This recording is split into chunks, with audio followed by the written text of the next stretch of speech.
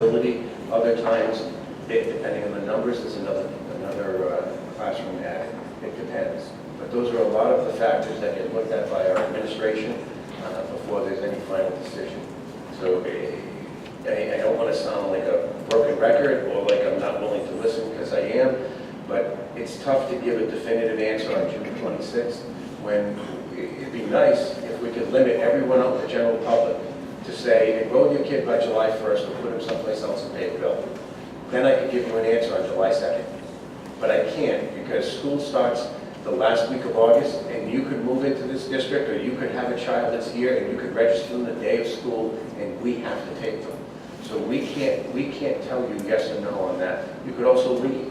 We have a number of students that leave the district, as well as students that come. Okay, and we don't have control over that either. So there are very few things that we can control, and we look here last. So you're not talking to people that are deaf or are insensitive to the issue. They are, and we are. I have a question. With that being said, I have another question. In that case, why was it one of the younger grades that has a teacher cut? Those things are based on enrollment numbers. It's really what it is. A number of years ago, we had a lot of bubbles. Our current, the 8th grade class, our soon-to-be 9th grade class, was the biggest class we've had in years. It might be the biggest we've had in the time I've sat here. When that one went through elementary school, there was a bubble everywhere, and those bubbles disappeared when they left. It's done purely by the enrollment numbers. Sometimes there's 26 kids in a class, sometimes there's only 18. It depends on the number of students we have that are enrolled. Am I saying that correctly? Go ahead, you ask me a question. Well, there's another question, so if you had something for that. So where the line is for the children being placed in schools, overlapping, would that make it easier to be able to have made it a little bit different, the enrollment last year? I'm not familiar with how many students there were, or where the line was, or where the students lived, so I really can't. That's why I said I can't answer that. There's too many factors that come into it for me, or for me to ask somebody else to answer it as well. Are these the answers that we could get? No. Because you're saying we don't know yet, which is true, but we can't wait until the day before school begins to ask the questions. No, I get it, and that's why Dr. Andre met with people. He doesn't shut his door when these questions, he has the access during the day to get a lot of the answers. Sometimes he doesn't know them either because we don't have all the information, but I've never known him to close his door or refuse to speak to someone that has actually. Of course, I wouldn't expect you, to have everything right here. No, I'm just I know we have a meeting August 7th, August 8th, around that time in the afternoon. But as I indicated in our meeting, so we've already put a placeholder just in case we have to take that, if that teacher returns to first grade. And if I could be so bold, if the numbers still remain as they are today, I talked to Mrs. Wolf this week, if there's, on August 8th or prior to August 8th, I think we would have a third grade at Coltan's. Okay. So I just want to be clear with that. So we are making those steps right now, but we want to make sure, again, that no one's leaving the district. But if I had to make that determination today, we would be back to 3 grades at Coltan's based on the numbers right now. And can I ask what the numbers are? You would have to ask. Yes. So I know it's right now, it's over 50. Okay. Which would be too high. Okay. All right, thank you. Catherine Dussel?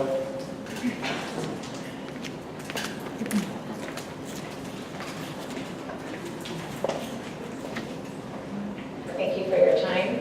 My name is Catherine Dussel, 10 Belvedere Drive in Bristol, and a parent of 2 students at Gutierrez School. I'm also an English teacher in the Newport Public School System. A couple of weeks ago, I sent an email to Dr. Andre and all the members of the Bristol Warren School Committee. I would like to thank Dr. Andre, Mr. Ramos, Ms. Schofield, Mr. Bento, and Ms. McBride for their responses. As a taxpayer in the district and the parent of 2 students whose interests you've been elected to protect, it was nice to have my concerns acknowledged. I am concerned about the closing of a classroom at Gutierrez for the 2017-2018 school year. Since my daughter's class was in kindergarten, the class of 2026 at Gutierrez has always been divided among 3 classrooms due to its size. Now, going into 4th grade, it is my understanding that these students will be split into 2 classes, with the class sizes being 23 and 24 respectively. While this does adhere to your current teacher contract right now, it doesn't leave much room for the fluctuation of enrollment, and it's likely that classroom overages will be the result. As an educator, this concerns me. The academic rigor in 4th grade is increased tremendously as students are no longer learning to read, but rather are reading to learn. The math concepts are also much more complex, and the children have increased pressure put on them to perform in standardized tests. Packed classrooms in these circumstances set students up to fall through the cracks, since progress monitoring for teaching loads that are at or above capacity becomes much more difficult. The research on class size is vast and concrete. I'm not going to go through it, especially since a previous speaker gave you a copy of the research I was going to cite. But a couple of highlights are that smaller class sizes in early grades boost academic achievement, which I know that you all know, and that a class size of no more than 18 students is optimal to produce the greatest benefits. Also, very important, minority and low-income students show the greatest gains when placed in smaller classes in primary grades. I understand the budget constraints, especially working in another school district, and I do understand that it's probably less expensive to pay for overages rather than to open another classroom. However, while the current numbers may not be in violation of the contract yet, I urge you to consider what is best for the students in this case. Let's give our students the best foundation for learning in later grades by providing them a classroom environment in which they can thrive rather than get lost in the shuffle. Thank you. Thank you. Kayla Raymond? My questions have been answered. What's that? Thank you. Tara Rudman?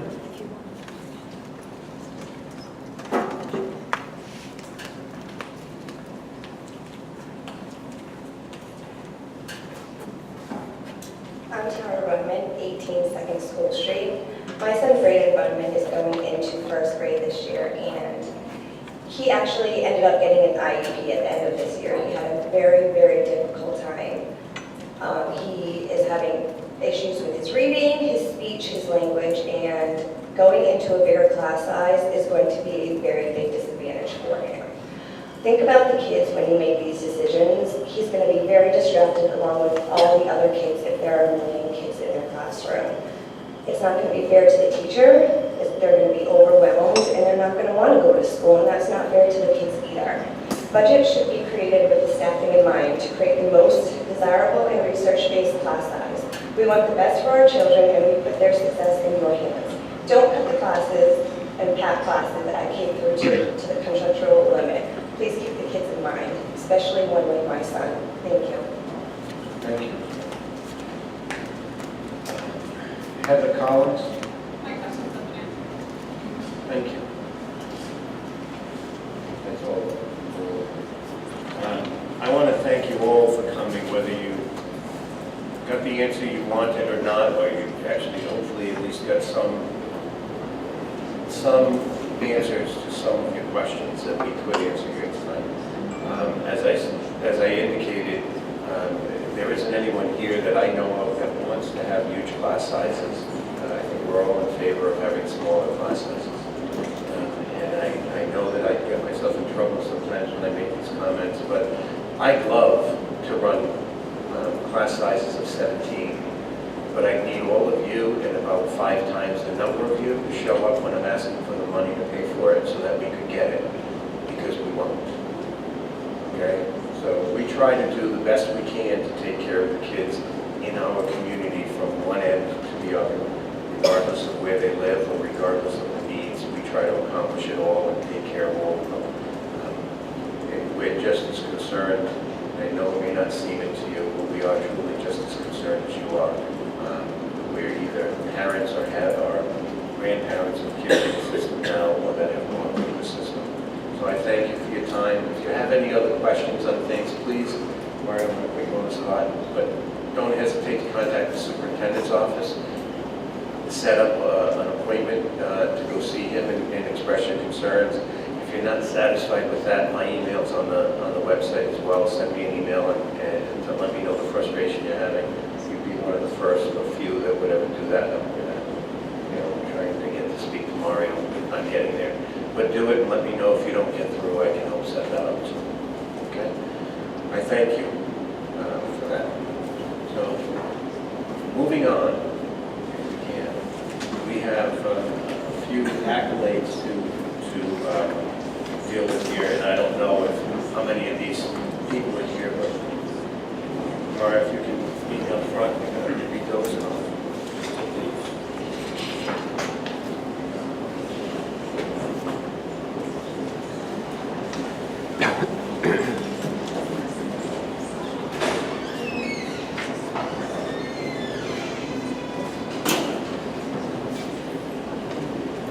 Okay, thank you very much. We have some accolades to give out to the young and deserving.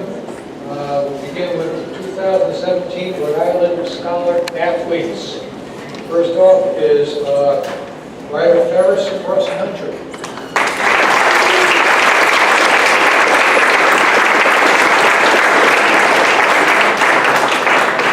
Terry Larson, soccer.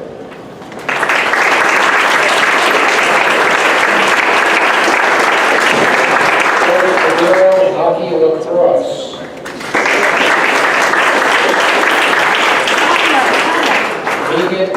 Megan Oliver, gymnastics track.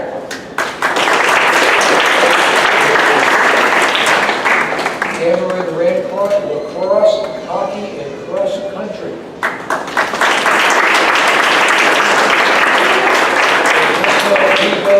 Softball, and hockey.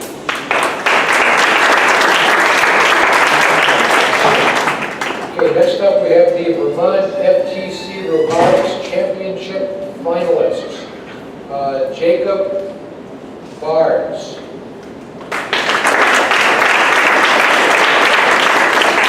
William Ballard.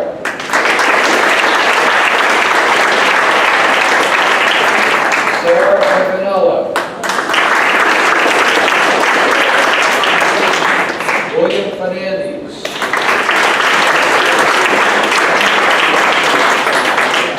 Alex Ferrara.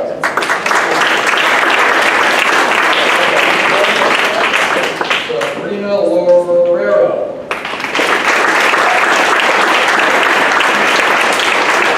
Katrina Lorero. Olivia Medeiros. Michael Medeiros. Tavares.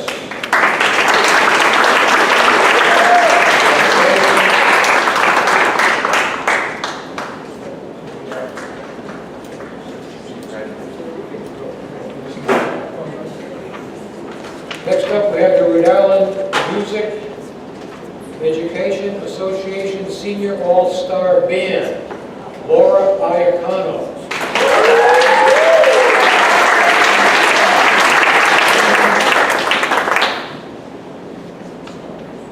Luke Cabral.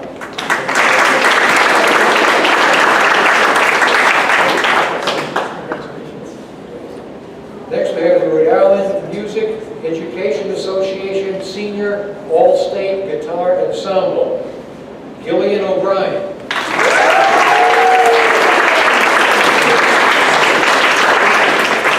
Elizabeth Hennon.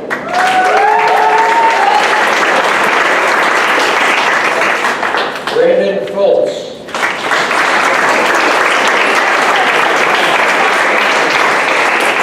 Molly Halpin. Noah Allen. Sarah Hunt.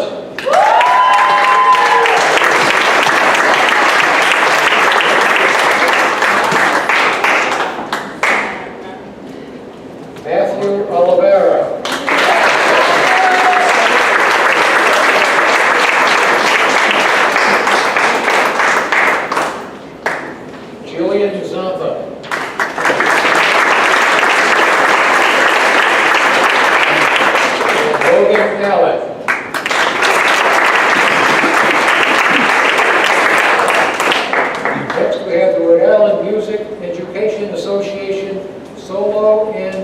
Ensemble Festival. Elizabeth Hennon.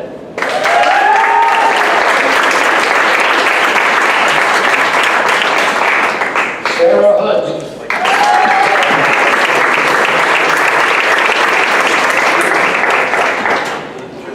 Gillian O'Brien.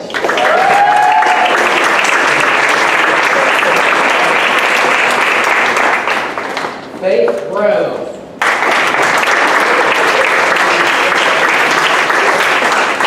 Alicia LeBeau.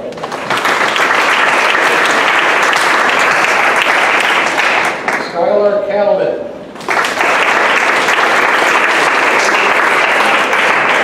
Trinity Perry.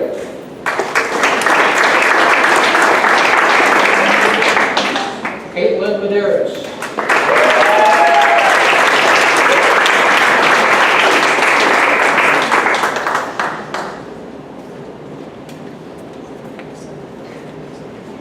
Alexander Caruso.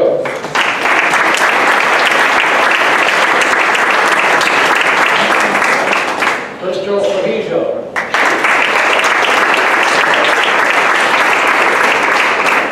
Sarah Russell. Anna Orweiler.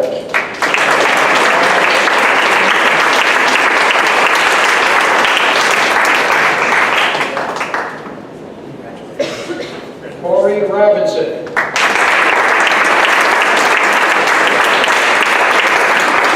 Taylor Jorgensen.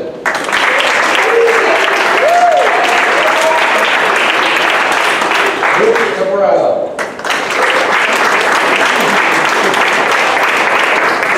Laura Iacono.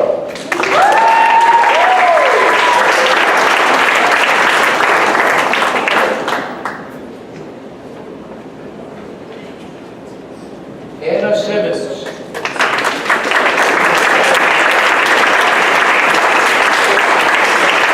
Paul Martete. And Samantha Machado.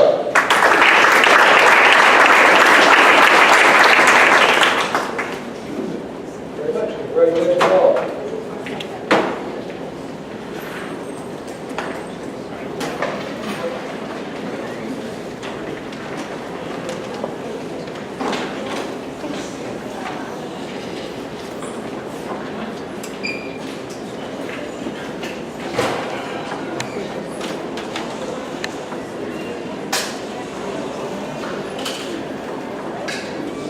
I want to thank everyone for participating in that.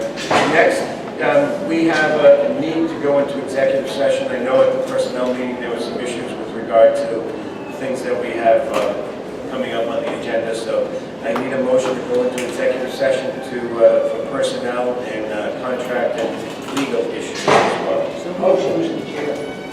Made by Mrs. Saviano, second by Mr. O'Dell. All in favor? Aye. All opposed? All right, we're going to go into executive session. We're not going to take any action while we're there, but we're going to be coming back out and continuing on with the rest of the agenda as soon as we're through. Okay. Hopefully it won't be too long.